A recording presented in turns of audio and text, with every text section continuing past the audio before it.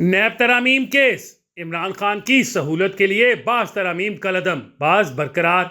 नैब तरामीम के खिलाफ दायर दरखास्तों पर सुप्रीम कोर्ट के 3 रुकनी बेंच ने ऐसा फैसला सुनाया है जो मुकम्मल तौर पर इमरान खान के हक में जाता है। फैसले के तहत नैब ऑर्डिनेंस में होने वाली बास तरामीम को कलदम करार दे दिया गया है, जबकि बास तरामीम ऐसी हैं जिन्हें बरकरार रखा गया है। चीफ जस्टिस उमर अता बंदयाल की सरबराही में कायम बेंच के मज़कूरा फैसले से इमरान खान और बुशरा बीबी को रिलीफ मिलेगा, क्योंकि चेयरमैन पीटीआई ने नैब कानून में होने वाली ऐसी तरामीम को चैलेंज ही नहीं किया था जो इनके मुफाद में हैं।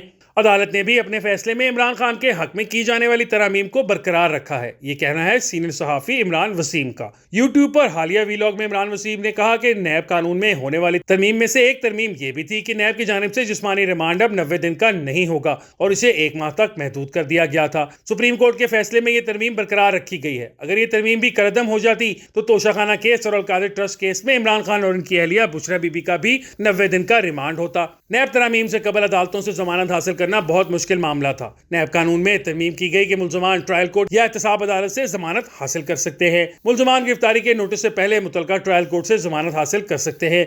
इस तरमीम को भी कलदम करार नहीं दिया गया। इमरान खान साइफर केस में रिहाई की सूरत में ट्रायल कोर्ट से जमानत ले सकते हैं, इन्हें हाई कोर्ट से रुजू नहीं करना पड़ेगा। बुशरा बीबी तो पहले ही अलकादिर ट्रस्ट केस में जमानत पर हैं। नैब कानून में होने वाली एक और तरमीम के मुताबिक इंक्वायरी लेवल पर मुल्जिम को गिरफ्तार नहीं किया जाएगा। इंक्वायरी मुकम्मल होने के बाद मुल्जिम को इसकी कॉपी दी जाएगी। जब इंक्वायरी को तहकीकात में तब्दील किया जाएगा तो उसके बाद मुल्जिम की गिरफ्तारी हो सकेगी। सुप्रीम कोर्ट के फैसले में इस तरमीम को भी बरकरार रखा गया है। इसकी वजह यह है कि चेयरमैन पीटीआई इमरान खान और उनके वकला ने सोचते समझते हुए अपने मफाद के तहफ़्फ़ुज़ के लिए इन 3 तरामीम को अपनी दरखास्त में चैलेंज ही नहीं किया था। इस तरह देखा जाए तो ये फैसला इमरान खान के हक में आया है। इमरान वसीम के मुताबिक चीफ जस्टिस उमर अता बंदयाल ने नैब तरामीम के खिलाफ दरखास्तों पर जो फैसला सुनाया वो गैर मुतवक्को नहीं था। जब इस केस की समाअत के लिए 3 रुकनी बेंच बना था और गुज़िश्ता साल 19 जुलाई को इमरान खान की दरखास्त पर पहली समाअत हुई थी तो तभी से सोशल मीडिया पर इस केस का फैसला सुना दिया गया था कि चीफ जस्टिस की सरबराही में जो बेंच बना है, जिसमें जस्टिस इजाजुल अहसन और जस्टिस मंसूर अली शाह शामिल हैं, इस केस में 2-1 से फैसला इमरान खान के हक में सुनाया जाएगा। माहिरीन कानून भी यही बताते रहे हैं कि नैब तरामीम पर ऐसा ही फैसला सुनाया जाएगा। इसी पेशगोई के ऐन मुताबिक इस केस का फैसला 2-1 के तनासुब से सुनाया गया है। जस्टिस मंसूर अली शाह ने बेंच के इस फैसले से इख्तलाफ किया है। जब नैब तरामीम के खिलाफ दरखास्त दायर की गई थी तो जस्टिस मंसूर अली शाह ने कहा कि ये काबिल समात कैसे है। वफाकी हुकूमत के वकला और अटॉर्नी जनरल ने भी एतराज़ किया था कि यह दरखास्त नाकाबिल समात है। दरखास्त में बुनियादी हकूक की खिलाफ वर्जी की कोई निशानदही नहीं की गई, लेकिन चीफ जस्टिस उमर अता बंदयाल और जस्टिस इजाजुल अहसन ने इमरान खान की इस दरखास्त को काबिल समात करार दे दिया। नैब के कानून में जो तरमीम की गई थी कि 50 करोड़ से ज़ायद की करप्शन की तहकीकात नैब कर सकता है, इस तरमीम को सुप्रीम कोर्ट ने आज के फैसले में कलदम करार दे दिया है, जिसके बाद नैब के पास दोबारा ये इख्तियार आ गया है कि इदारा 50 लाख से ज़ायद की करप्शन की तहकीकात कर सकता है। मज़कूरा तरमीम के कलदम होने के बाद 50 करोड़ मालियत से कम के जितने भी केसेज एहतसाब अदालत से नैब को वापस भेजे गए थे, तमाम केसेज अदालतों में बहाल हो जाएंगे। ख्वाह वो केस शरीफ खानदान या जरदारी खानदान के थे, ओमनी ग्रुप के या दीगर सियासतदानों के। जो केसेज नैब को वापस भिजवा दिए गए थे वो अदालतों को दोबारा भेजे जाएंगे।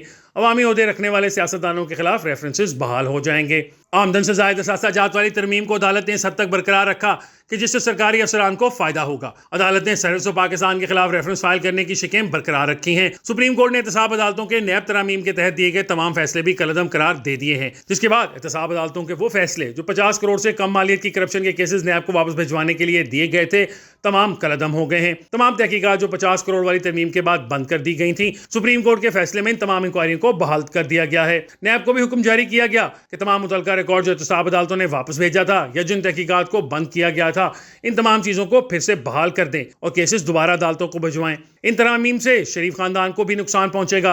नवाज शरीफ के खिलाफ गाड़ी हासिल करने का तोशाखाना केस भी 50 करोड़ मालियत से कम होने की वजह से वापस भेजा गया था, यह केस भी खुल जाएगा। इनके खिलाफ मीर शकील रहमान के साथ प्लाटों के मामले वाला केस शायद नहीं खुलेगा, क्योंकि एहतसाब अदालत ने नैब तरामीम से पहले ही मरकजी मुल्जिम को बरी कर दिया था। साबिक सदर आसिफ अली जरदारी और साबिक वज़ीर आज़म यूसुफ रज़ा गिलानी की नैब तरमीम से फायदा मिला था और इनके खिलाफ तोशाखाना का केस 50 करोड़ मालियत से कम होने की वजह से वापस भेजा गया था। ताहम अब सुप्रीम कोर्ट के फैसले के बाद ये केसेस भी बहाल हो जाएंगे। साबिक वज़ीर आज़म शाहिद खाकान अब्बासी के खिलाफ LNG रेफरेंस और PSO में तकर्रियों का मामला भी था, वो भी इसी तरमीम के तहत वापस हुए थे। इन केसेस को FIA की खसूसी अदालतों में मुंतकिल कर दिया गया था, लेकिन अब ये केसेस भी दोबारा बहाल हो जाएंगे। इसी तरह साबिक वज़ीर आज़म और मौजूदा स्पीकर कौमी असेंबली राजा परवेज शरीफ के खिलाफ रेंटल पावर प्लांट्स का केस दोबारा इस्लामाबाद की एहतसाब अदालत में बहाल हो जाएगा। ओमनी ग्रुप के अनवर मजीद और Abdul Ghani Majeed fake accounts case, Asif Ali Zardari के खिलाफ पिंक रेजिडेंसी वाला फेक अकाउंट केस भी दोबारा बहाल हो जाएगा। ये नैब तरमीम 2022 में की गई थी।